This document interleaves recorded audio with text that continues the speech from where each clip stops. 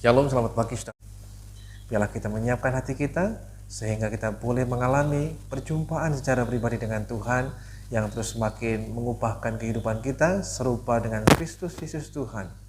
Dan kita minta supaya Roh Kudus akan menuntun kita menjadi penyembah yang benar, yang menyembahnya dalam roh dan kebenaran.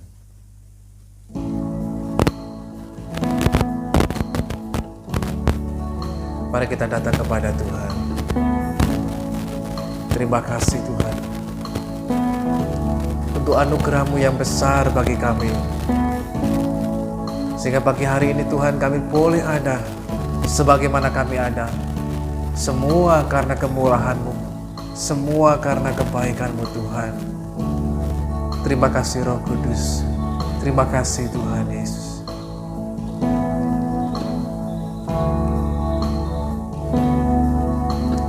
Kemanakah aku dapat pergi, menjauhi Roh-Mu yang suci, Kau sahabat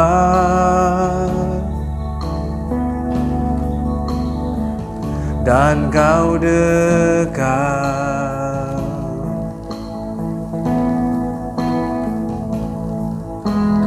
Bahkan seluruh pengabdianku tak bisa membalas kesetiaan-Mu, sungguh mulia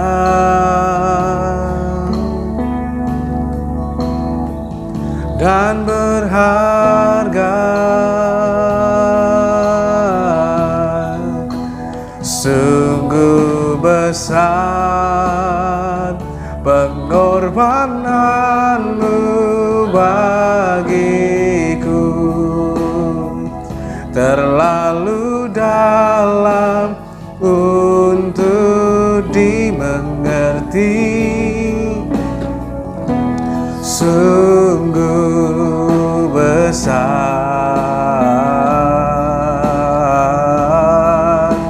sungguh indah yang Kau pikirkan tentangku, tak terselami bagiku. Sungguh indah. Kemanakah aku dapat pergi? Kemanakah aku dapat pergi, menjauhi Roh-Mu yang suci, Kau sahabat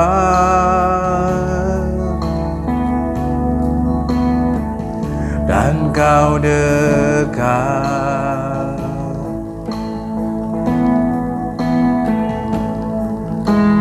Bahkan seluruh pengabdianku tak bisa membalas kesetiaan-Mu, sungguh mulia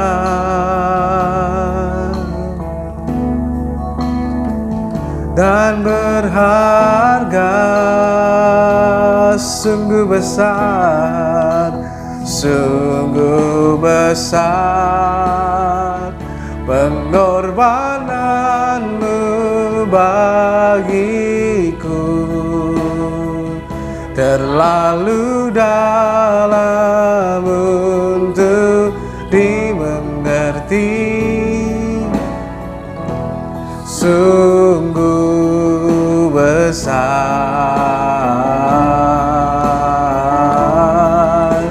sungguh indah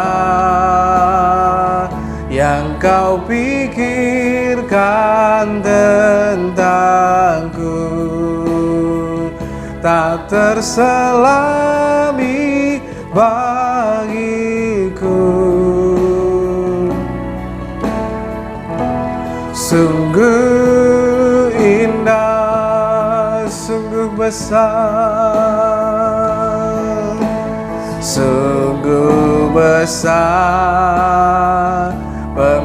pengorbananmu bagiku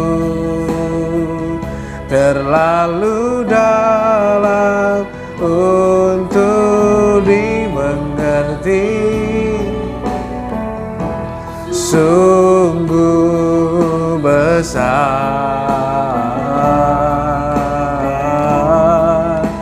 sungguh indah yang kau pikirkan tentangku, tak terselami bagiku.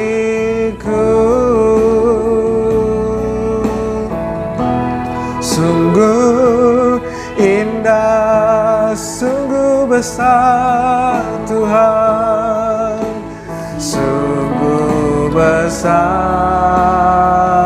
pengorbananmu bagiku, terlalu dalam untuk dimengerti. Sungguh besar,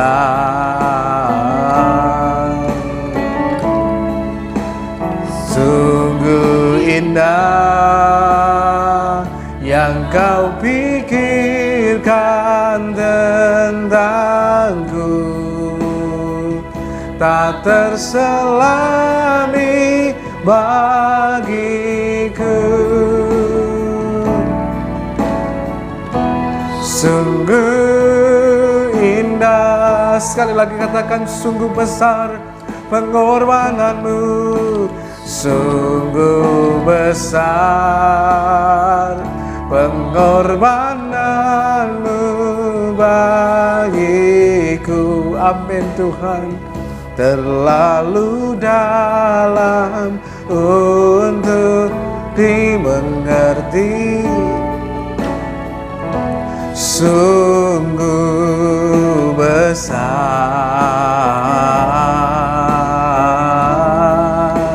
sungguh indah yang kau pikirkan tentangku,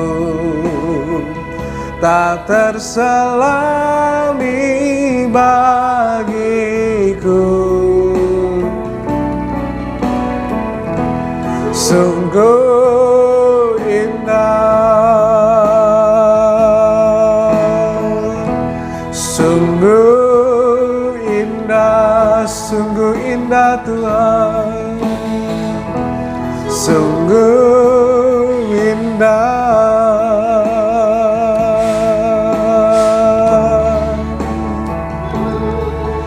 sungguh indah kasih-Mu Tuhan. Sungguh indah rencana-Mu Tuhan. Kami bersyukur untuk pengorbanan-Mu, untuk keselamatan yang dari-Mu. Mari naikkan syukur kepada-Nya, sebab Tuhan itu baik. Oh, kanana nama takana nama serapata kanana mo, kisah takana la la la la la la la la la la la mo.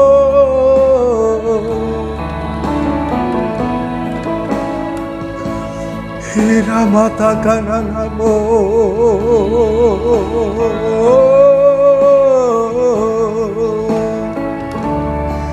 betapa kami bersyukur atas kebaikan-Mu, atas kemurahan-Mu Tuhan di hidupku. Engkau sungguh baik.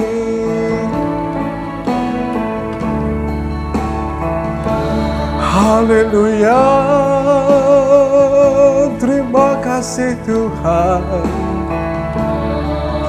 Sungguh kami bersyukur dan memuji nama-Mu dan menyembah-Mu Tuhan. Kiara lama takkan anamu, sikinara lama ya namu. Kami bersyukur dan memuji-Mu, anugerah-Mu besar Tuhan. Haleluya.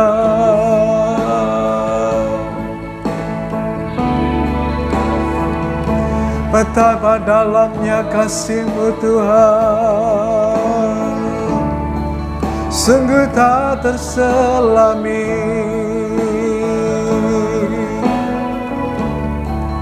Kami bersyukur memuji-Mu Tuhan. Ku bersyukur Tuhan.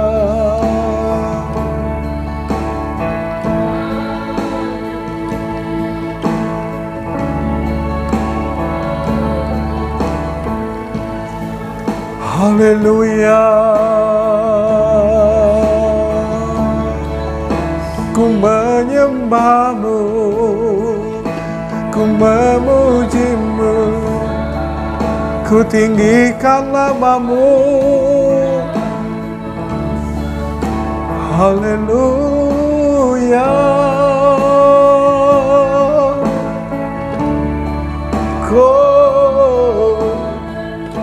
Kiara lama takkan nama ya namu.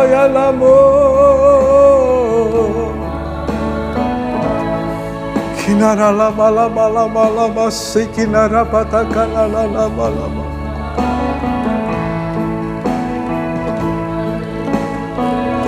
Kiara lama selana matakan lama.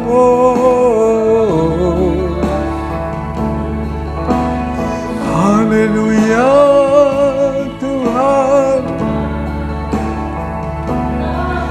sungguh kami bersyukur.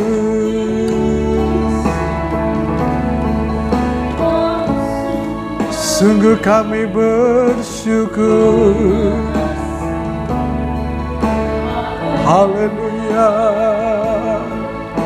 Kami bersyukur Tuhan buat kasih-Mu.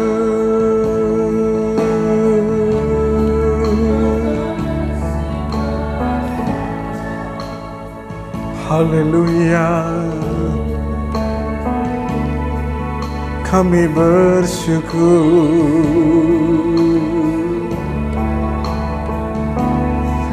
Kami bersyukur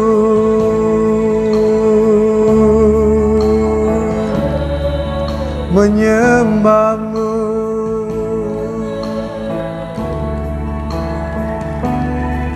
Terima kasih Tuhan.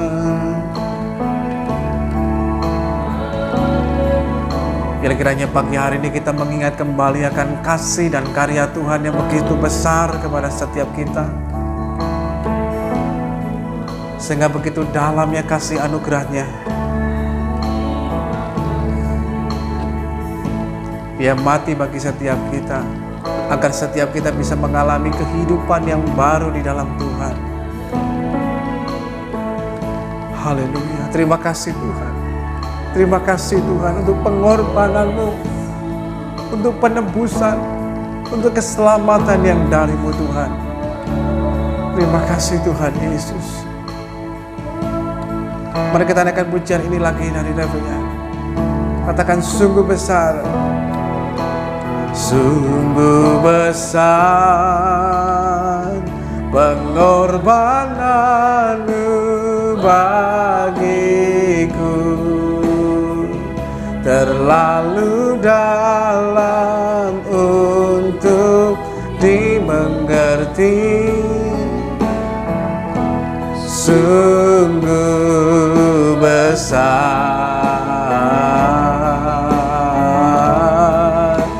sungguh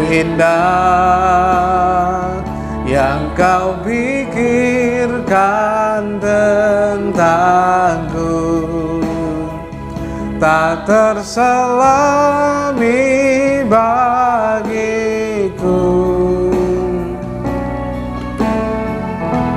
Sungguh indah, sungguh indah, sungguh indah.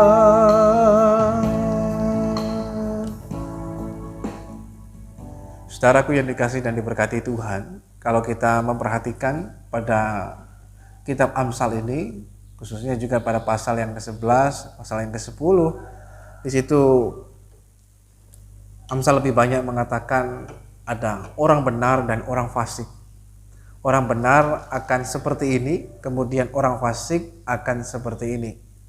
Sehingga melalui perbandingan inilah Amsal sedang menekankan kepada kita tentang pilihan dalam kehidupan kita. Apakah kita lebih memilih untuk menjadi orang fasik atau orang benar? Di situ tidak dituliskan namanya siapa orang benar itu, siapa namanya juga orang fasik itu. Itu artinya itu bisa menjadi siapa saja. Nah, tergantung pilihan yang kita buat setiap hari dalam hidup kita. Apakah kita mau menjadi orang benar atau orang fasik? Nah, dalam pembacaan kita di pagi hari ini, firman Tuhan mengatakan dalam Amsal pasal yang ke-11 ayatnya yang ke-8. Mari kita membaca bagian firman Tuhan ini. Amsal pasal 11 ayat yang ke-8, firman Tuhan mengatakan orang benar itu diselamatkan dari kesukarannya, lalu orang fasik menggantikannya. Di sini lagi kita menemukan Amsal membandingkan antara orang benar dan orang fasik. Kalau orang benar, firman Tuhan mengatakan diselamatkan dari kesukaran. Itu artinya sekalipun kita hidup sebagai orang benar, bukan berarti dalam perjalanan kehidupan kita tidak menemukan atau menemui yang namanya kesukaran dalam hidup. Selama kita hidup di dunia ini, kita akan berjumpa dengan yang namanya kesukaran. Dan hal itu seringkali Tuhan juga izinkan terjadi menimpa dalam hidup kita, termasuk kepada orang-orang yang benar. Coba kalau saudara perhatikan lewat pembacaan firman Tuhan dari kitab Kejadian sampai kitab Wahyu, kita melihat juga bagaimana orang-orang yang hidup benar di hadapan Tuhan, mereka pun juga tetap mengalami yang namanya kesukaran dalam hidup mereka. Karena pada saat kita percaya kepada Tuhan dan kita dibenarkan oleh Tuhan, maka kemudian kita mesti hidup dalam kebenaran. Nah, pada saat kita hidup dalam kebenaran inilah, di tengah dunia yang tidak benar, tentu kita mendapatkan ada perlawanan, mendapatkan banyak hal yang membuat kita dimusuhi, tidak disukai dan lain sebagainya. Nah, hal ini juga pernah terjadi dan menimpa dalam kehidupan Daniel. Daniel seorang yang hidup benar dan takut akan Tuhan, bahkan sejak dari masa mudanya. Ketika dia mengalami pembuangan ke Babel, bagaimana sejak dari awal dia berkomitmen, berketetapan hati untuk saya menjadi orang yang benar. Bagaimana menjadi orang benar? Untuk tidak menajiskan dirinya dengan santapan raja dan mengikuti semua hal-hal yang tidak berkenan kepada Tuhan. Kalau hal itu benar dan berkenan kepada Tuhan, dia mau mengerjakannya. Namun bila tidak, tentu dia tidak akan mengerjakannya. Dan kemudian itu terbawa terus sampai ketika dia dipercayakan memiliki sebuah jabatan yang begitu tinggi dalam hidupnya. Sehingga ketika dia hidup benar, bekerja dengan benar, dengan jujur, penuh tanggung jawab dan segala macamnya, maka orang-orang yang ada di sekitarnya kemudian menjadi tidak suka dengan apa yang dilakukan Daniel, terutama orang-orang yang menghalalkan segala macam cara, orang yang punya niat-niat jahat dan lain sebagainya, orang yang mungkin suka melakukan hal yang tidak benar. Maka orang tersebut ketika berjumpa ada orang yang hidup benar, itu menjadi sebuah seperti ganjalan, sebuah penghalang bagi mereka. Maka mereka biasanya akan berusaha ngajak dulu kompromi. Nah, kalau orang ini mau diajak kompromi, ya oke, nggak masalah. Tapi kalau orang itu nggak bisa diajak kompromi, maka mereka akan berusaha untuk menyingkirkannya dengan berbagai macam cara. Mungkin dengan cara yang halus. Nah, kalau dengan cara yang halus nggak bisa, biasanya dengan cara yang kasar atau dengan segala macam cara. Dan itu mereka lakukan kepada Daniel. Ketika mungkin mereka punya niat-niat jahat, ketika mereka menjabat dalam jabatan mereka, mungkin mau korupsi dan lain sebagainya.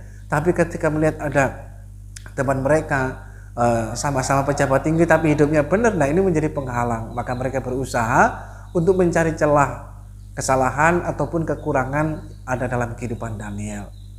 Hanya persoalannya Daniel adalah orang yang hidup benar di hadapan Tuhan, sehingga mau dicari sekecil apapun celah dari kehidupan Daniel tidak bisa ditemukan.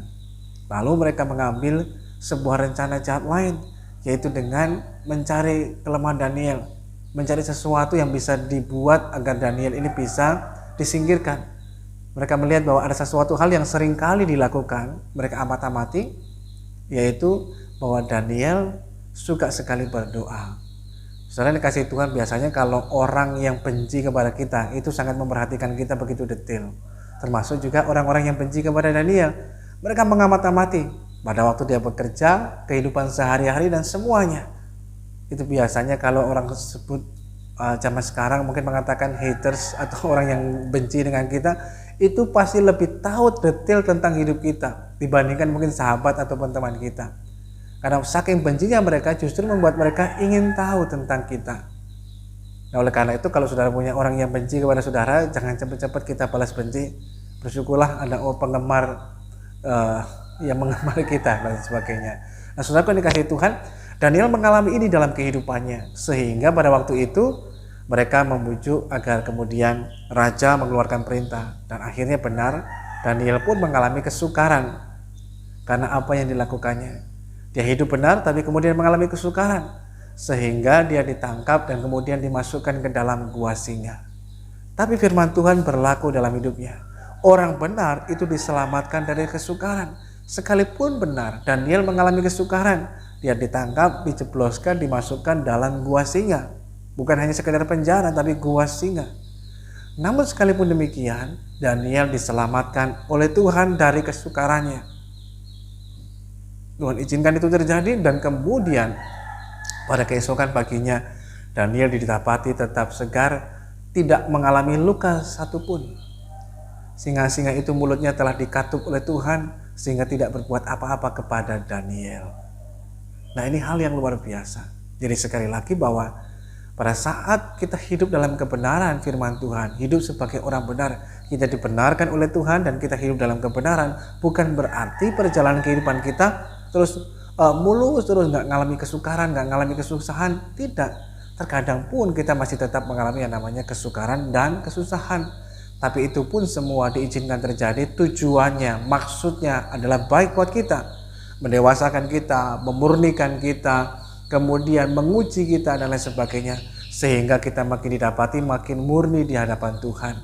Kalau istilah yang dipakai oleh Ayub mengatakan, kalau Tuhan menguji aku akan muncul seperti emas yang murni. Demikian halnya dengan kehidupan kita. Oleh karena itu, bagian yang pertama dari firman Tuhan di pagi hari ini, yuk mari kita belajar dalam kehidupan kita tetap hidup dalam kebenaran, menjadi orang benar. Menjadi orang benar bukan hanya sekedar status dalam hidup kita, tapi sesuatu yang kita hidupi dalam hidup ini. Memang tidak mudah dalam perjalanan kita, namun kita bersyukur Tuhan memberikan penghiburan bagi kita, yaitu melalui Roh Kudus dan firman-Nya. Roh Kudus adalah Roh penolong. Melalui firman Tuhan mengatakan Roh Kudus itu Roh penolong yang akan memimpin kita pada seluruh kebenaran. Nah, dalam kehidupan kita akan dibawa ketika kita mengikuti pimpinan Roh Kudus dalam kehidupan kita mau tunduk dan taat kepada tuntunannya, maka kita akan dibawanya pada seluruh kebenaran. Sehingga kita tidak lagi mengikuti keinginan daging kita, keinginan manusiawi kita, atau keinginan orang lain. Tapi yang kita lebih ikuti adalah keinginan Tuhan, kehendak Tuhan melalui pimpinan Roh Kudus. Nah, semakin kita mengikutinya, kita akan dibawanya pada seluruh kebenaran. Karena terkadang dalam kehidupan kita itu terjadi pergumulan, pergulatan dalam batin kita, antara mau melakukan kehendak Tuhan atau kehendak kita sendiri. Hal ini juga pernah terjadi dalam kehidupan Tuhan Yesus. Pada waktu dia ada di Taman Getsemani, disitulah pergumulan yang berat. Secara daging manusia dia inginnya kalau boleh cawan ini lalu, dia nggak ngalami itu semuanya. Itu secara daging manusianya. Karena biar bagaimanapun Tuhan Yesus adalah manusia 100%. Artinya dia punya perasaan, Nah, kalau sebagai manusia punya perasaan, tentu dia nggak mau secara daging rasanya sakit dan lain sebagainya. Sehingga dia berkata, kalau boleh cawan ini lalu. Secara manusia dia nggak mau. Tetapi sekali lagi dia mengatakan, bukan kehendakku, tetapi kehendakmu. Maka disitulah ketika dia mau belajar, mau tunduk dan taat kepada kehendak Bapaknya, maka Bapa memberikan kekuatan kepadanya. Untuk apa? Melakukan kehendak Bapaknya. Demikian halnya dengan kehidupan kita. Terkadang dalam kehidupan kita terjadi pergulatan dalam batin kita. Mau melakukan kehendak Tuhan atau kehendak kita. Kalau kehendak manusia supaya pengennya cepat kaya, cepat berhasil, cepat sukses dan sebagainya. Oh, lebih baik ikut jalan pintas, kompromi, nggak apa-apa, ikut arus dunia yang ada. Tetapi secara rohani, mungkin kita diingatkan Roh Kudus, nggak boleh, ayo hidup dalam kebenaran. Sekalipun mungkin hal itu membuat kita mengalami kesukaran, kesusahan dan lain sebagainya. Tetapi kita belajar untuk mau tunduk dan taat. Maka kita bisa mengalami juga dalam kehidupan kita bagaimana Tuhan menyatakan pertolongannya, anugerahnya, sehingga kita diluputkan, diselamatkan dari kesusahan dan kesukaran dalam hidup kita. Oleh karena itu, bagian yang pertama, mari belajarlah untuk tetap hidup dalam kebenaran. Sekalipun tidak mudah, tapi mari belajarlah melakukannya. Maka Roh Kudus akan memampukan setiap kita, memberikan kekuatan, memberikan tuntunan bagi kita, supaya kita dapat hidup dalam kebenaran. Sekalipun di tengah-tengah dunia yang tidak benar ini. Ingatlah bahwa kita adalah garam dan terang dunia. Panggilan kita lah mesti bersinar dan memberikan dampak dan pengaruh yang baik kepada dunia ini. Melalui apa? Kehidupan kita. Salah satunya lewat praktek hidup kita. Kita hidup sebagai orang yang benar. Mari kita mau datang kepada Tuhan yang hidup. Haleluya. Terima kasih Tuhan Yesus.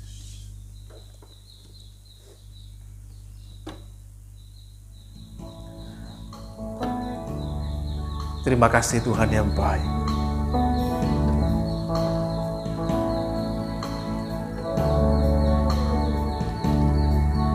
Haleluya. Terima kasih Tuhan Yesus.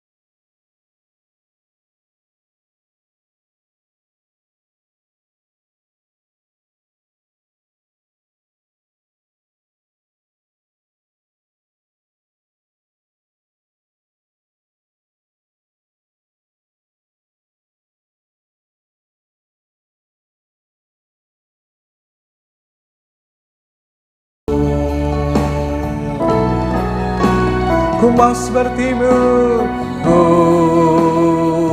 mau sepertimu Yesus, disempurnakan selalu dalam segenap jalanku, memuliakan namamu. Ku mau sepertimu, ku mau sepertimu Yesus, disempurnakan selalu dalam segenap segenap jalanku, memuliakan nama-Mu. Ku mau seperti-Mu, mau seperti-Mu Yesus. Sempurnakan selalu dalam segenap jalanku, memuliakan nama-Mu dalam segenap jalanku, dalam segenap jalanku, memuliakan nama-Mu, memuliakan nama-Mu.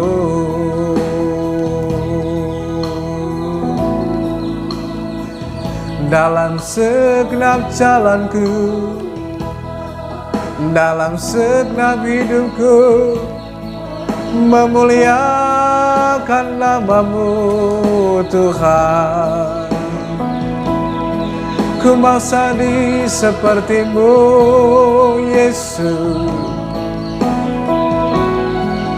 ku mau jadi seperti-Mu Tuhan, disempurnakan selalu. Haleluya.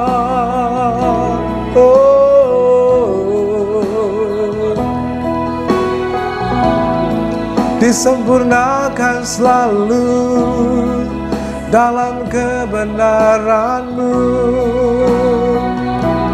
Terima kasih Roh Kudus,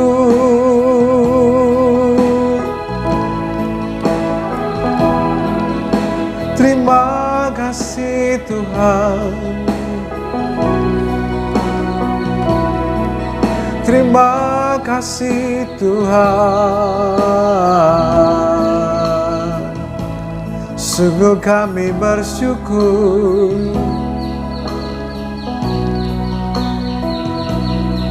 terima kasih Tuhan.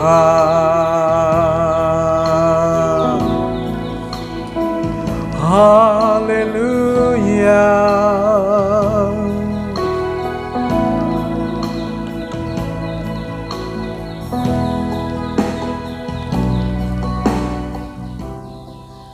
Saudara yang dikasihi dan diberkati Tuhan, pada bagian yang kedua ini firman Tuhan mengatakan kepada kita bahwa orang benar itu diselamatkan dari kesukaran. Dalam kehidupan kita bisa mengalami yang namanya kesukaran hidup. Itu bisa diakibatkan pertama karena diizinkan Tuhan. Yang kedua, kita juga bisa mengalami kesukaran dalam kehidupan karena kekeliruan ataupun kesalahan yang kita buat dalam hidup setiap kita. Firman Tuhan mengatakan dalam terjemahan lain, dalam The Message Bible dikatakan bahwa orang benar itu dibebaskan, diselamatkan dari kesusahan hidupnya. Lalu orang fasik mendatangi kesusahan itu dan menggantikannya. Sehingga pada bagian yang kedua ini kita diingatkan lagi bahwa kalau orang benar mengalami kesukaran, kesusahan itu bukan karena akibat kesalahan ataupun pelanggaran yang dibuatnya, melainkan hal itu diizinkan terjadi oleh Tuhan di tengah kehidupannya. Sudah perhatikan bagaimana dengan Daniel tadi, bahwa Daniel mengalami kesusahan, kesukaran di dalam hidupnya, sehingga dia ditangkap dan dimasukkan ke dalam gua singa, bukan karena Daniel berbuat dosa ataupun kesalahan, sehingga dia dimasukkan dalam gua singa. Tetapi hal itu terjadi karena justru dia hidup dalam kebenaran. Maka dia kemudian mengalami hal yang Tuhan izinkan terjadi. Ada kesusahan dan kesukaran. Namun di tengah itu semuanya Tuhan memberikan penghiburannya buat kita. Penghiburannya apa? Sekalipun kita harus menghadapi terkadang kesukaran ataupun kesusahan dalam hidup, penghiburannya Tuhan tidak pernah membiarkan kita semua. Anugerahnya menyertai kita. Semakin besar kesukaran, kesusahan yang kita alami, maka semakin besar pula anugerahnya dilimpahkan buat setiap kita. Sehingga firman Tuhan mengatakan bahwa ketika Daniel dimasukkan ke dalam gua singa, di situ pun Tuhan ada. Sehingga Tuhan menutup mulut-mulut singa itu. Singa-singa itu tidak menerkam Daniel. Bagaimana tangan Tuhan tetap berkarya dan bekerja. Tetap menyertai, melindungi, dan memelihara Daniel. Sehingga tidak sehelai rambut pun terjatuh tanpa seizin Tuhan. Nah, oleh karena itu ini yang harus kita mengerti. Memang benar, orang benar itu terkadang masih mengalami yang namanya kesukaran ataupun kesusahan dalam hidup. Namun semua bukan diakibatkan karena pelanggaran dan kesalahannya, melainkan karena hal itu diizinkan Tuhan terjadi. Berbeda dengan orang benar, orang fasik justru mendatangi kesusahan. Karena orang fasik itu adalah orang bebal, orang yang bodoh. Mengapa? Karena mereka bukan menjauhi kesusahan ataupun kesukaran, tapi justru mendatangi kesukaran tersebut. Dan kemudian mereka yang menggantikan posisi dari orang benar. Kalau kita memperhatikan cerita yang dialami oleh Daniel, bagaimana ketika Daniel ditolong oleh Tuhan sehingga tidak terjadi apa-apa, Daniel dibebaskan. Nah, orang-orang fasik, orang-orang jahat yang punya rencana jahat dan yang ingin menyingkirkan Daniel, orang itu kemudian gantian ditangkap beserta dengan keluarganya, dan kemudian mereka menggantikan posisinya Daniel, dimasukkan pada kesukaran atau kesusahan di dalam gua singa. Belum lama mereka dimasukkan, mereka sudah diterkam dan dikoyakkan oleh singa-singa. Nah, itu yang akan terjadi dengan kehidupan orang yang fasik. Nah, oleh karena itu dalam kehidupan kita, mari belajarlah menjadi orang yang hidup dalam kebenaran.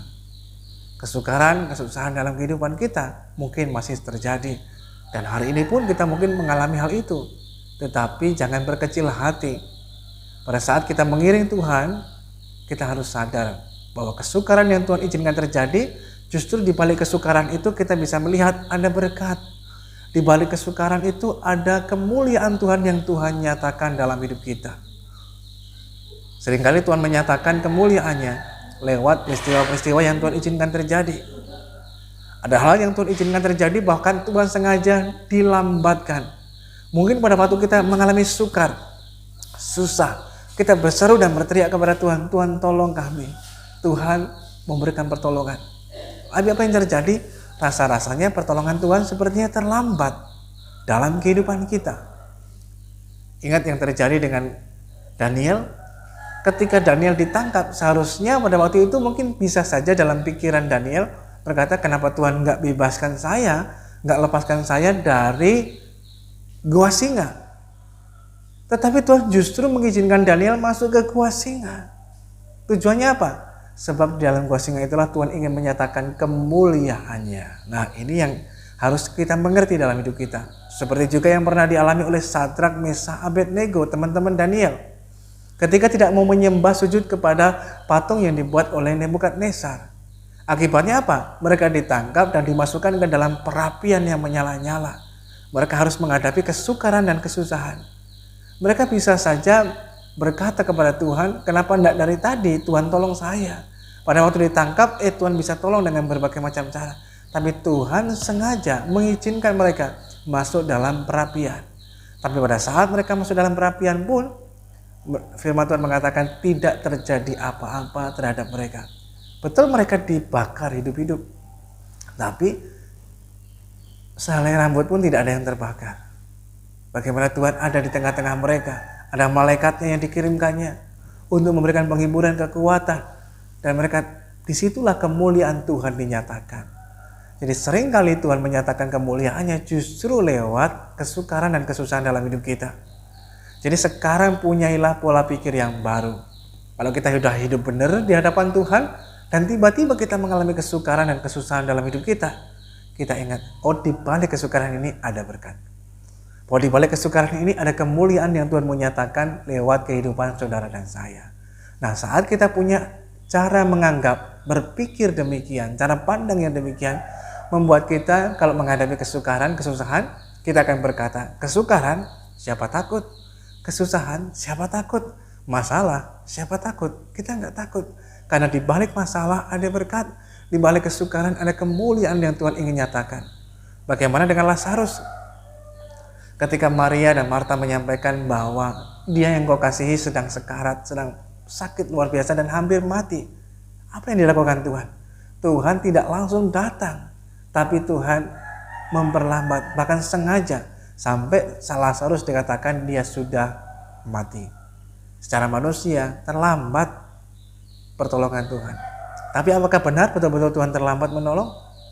Kita lihat cerita berikutnya, bagaimana Tuhan datang. Lazarus sudah dikuburkan, sudah mati dan dikuburkan, sudah 4 hari dan sudah berbau. Tetapi ketika Tuhan datang, disitulah Tuhan ingin menyatakan kemuliaannya lewat kehidupan Maria Marta tapi juga Lazarus. Sehingga menjadi satu kesaksian hidup yang baik memuliakan nama Tuhan. Oleh karena itu, inilah yang harus kita mengerti dalam hidup kita sebagai orang percaya. Kita harus punya pola pikir yang benar. Sehingga dengan cara demikian kita akan tetap menjalani kehidupan dengan sukacita iman. Bagi Rasul Paulus mengatakan, ikut menderita, itu aku bersyukur, ikut bagian seperti yang dialami oleh Yesus. Wow, hal yang luar biasa. Sehingga lewat hidupnya, penderitaannya Tuhan dipermuliakan. Nah, dalam kehidupan kita juga sama. Terkadang Tuhan mengizinkan itu terjadi. Tujuannya apa? Supaya lewat hidup saudara dan saya, nama Tuhan dipermuliakan. Saudara perhatikan pada bagian terakhir ini. Seringkali kalau kita mendengar kesaksian-kesaksian orang, mereka harus menghadapi kadang-kala kesukaran, mungkin itu berupa penyakit, masalah dalam kehidupan, masalah keuangan, dan lain sebagainya. Itu terjadi, izinkan terjadi. Kemudian mereka dibalik semuanya itu, mereka bisa melihat pertolongan Tuhan. Mereka bisa berjumpa dengan Tuhan. Mereka melihat kemuliaan Tuhan. Demikian pula yang dialami oleh orang Israel. Ketika orang Israel keluar dari Mesir menuju ke tanah perjanjian, maka pada waktu awal perjalanan mereka sudah berjumpa pada kesulitan. Tuhan sengaja membawa mereka melalui laut Teberau. Sehingga secara manusia menghadapi keadaan buntu, laut yang menghadang mereka. Saat itu juga pasukan Mesir sudah datang mendekati mereka.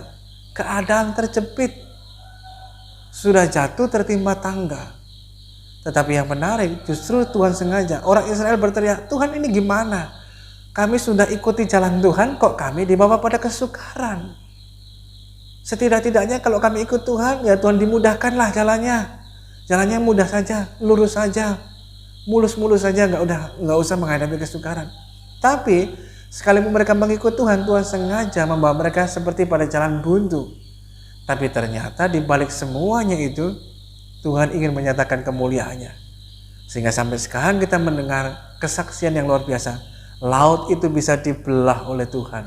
Terbuka laut, mereka berjalan melintasi laut itu. Hal yang dahsyat, yang luar biasa. Nah, kalau saat ini kita mungkin sudah ikut Tuhan, sudah setia, sudah benar di hadapan Tuhan. Masih mengalami susah, mengalami kesukaran, mengalami masalah. Jangan lebih dulu berkecil hati. Jangan dulu menyalahkan Tuhan atau berputus pengharapan. Di balik kesusahan, kesukaran, Tuhan ingin menyatakan kemuliaannya dalam hidup saudara. Kita pasti dilepaskan dari kesukaran itu. Sehingga dengan cara demikian, kita bisa melihat kemuliaan Tuhan di balik kesulitan yang terjadi. Kiranya hal ini menguatkan dan meneguhkan kita. Ada kemuliaannya, ada berkatnya di balik kesulitan dan kesukaran yang kita alami. Bahwa ternyata sengsara itu membawa nikmat dalam kehidupan kita. Tuhan memberikan penghiburannya bagi kita, tetap Tuhan menyertai, Tuhan tidak meninggalkan. Orang yang hidup benar disertai oleh Tuhan dan juga mengalami penyertaan, pemeliharaan dan perlindungan daripada Tuhan di tengah kehidupannya. Tuhan memberkati kita semuanya. Pagi hari ini saudara yang dikasihi Tuhan, kalau ada di antara saudara mungkin sedang mengalami kesusahan dan kesukaran dalam hidup, mungkin masalah dalam rumah tangga, pekerjaan, dalam keuangan, kesehatan dan lain sebagainya. Mari kita belajar. Memang ada kadang-kala kesukaran ataupun orang sakit karena akibat dosa, tapi tidak semua sakit penyakit karena dosa. Seringkali orang berpikir kalau ada orang mengalami masalah, susah atau kesukaran dalam hidup, orang mengatakan, oh ini pasti ada dosa, ada kesalahan. Enggak juga. Memang terkadang orang bisa mengalami masalah, kesukaran ataupun sakit penyakit karena dosa, tapi bukan berarti semuanya pasti karena dosa. Seperti juga yang dialami oleh Daniel. Oleh karena itu, mari kita belajar melihat kemuliaan Tuhan di balik kesukaran yang kita alami. Jangan berkecil hati. Kalau kita tetap hidup benar di hadapan Tuhan, Tuhan tidak membiarkan kita. Kita akan melihat kemuliaannya di tengah kesukaran yang kita hadapi. Mari kita mau datang kepada Tuhan. Tuhan yang baik, kami bersyukur kepadamu Tuhan buat kasih dan anugerah Tuhan dalam hidup kami.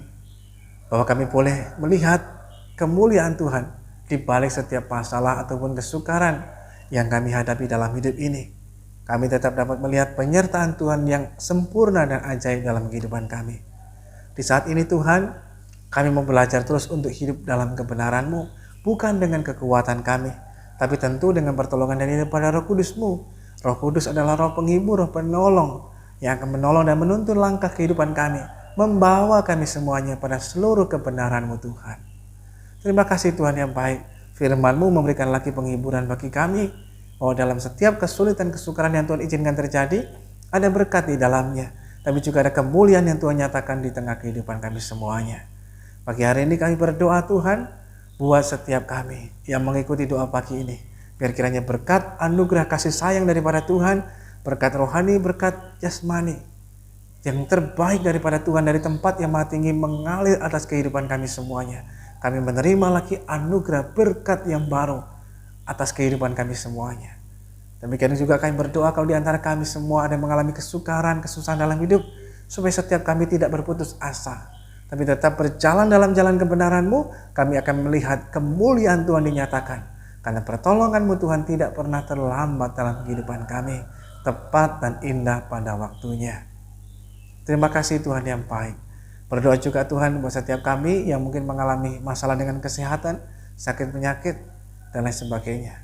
Mungkin kami yang sakit di rumah sakit ataupun di rumah kami masing-masing.